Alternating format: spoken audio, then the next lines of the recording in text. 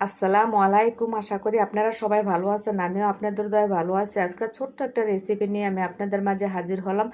রেসিপিটা হলো যে তরমুজের পুডিং। তরমুজে রেখে আমি কিভাবে করব, আমার সাথে থাকুন, দেখতে থাকুন। আমি এখানে অর্ধেক তরমুজ নিয়েছি এবং তরমুজটা আমি একটা চামচের সাহায্যে সুন্দর করে দেখুন কিভাবে কিউব করে আমি কেটে এটা সুন্দর মতন আমি এটা খালি করব। দেখুন কিভাবে করে নিচ্ছি, ঠিক দেখুন কত সুন্দর হয়ে গেছে, একটুও তরমুজ ভিতরে নাই।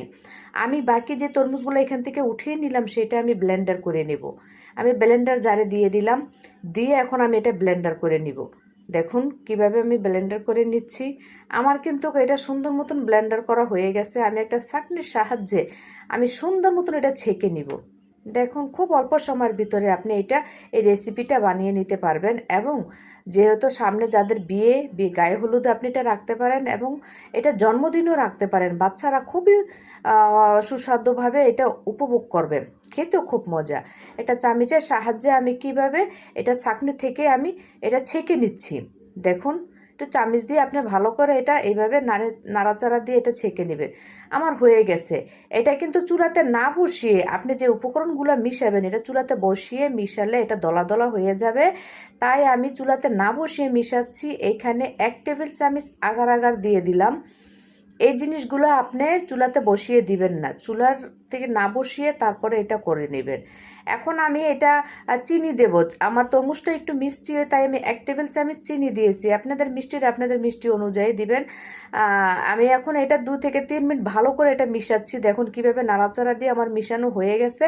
আমি এখন চুলাতে বসিয়ে দিয়েছি। চুলাতে যখন এটা বলক আসবে, বলক আসার 2 থেকে 3 মিনিট পর আপনি নামিয়ে নেবেন।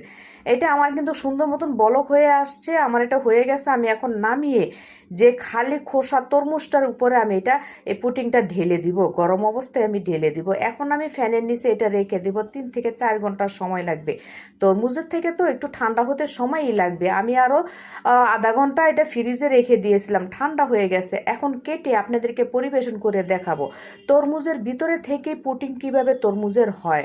খুব সহজ না, অল্প সময়ের ভিতরে আপনি এটা বানিয়ে নিতে পারবেন এবং এটা পরিবেশন করে দেখবেন, দেখতেও সুন্দর, খেতেও কিন্তু খুবই ভালো, বাচ্চারা উপভোগ করবে।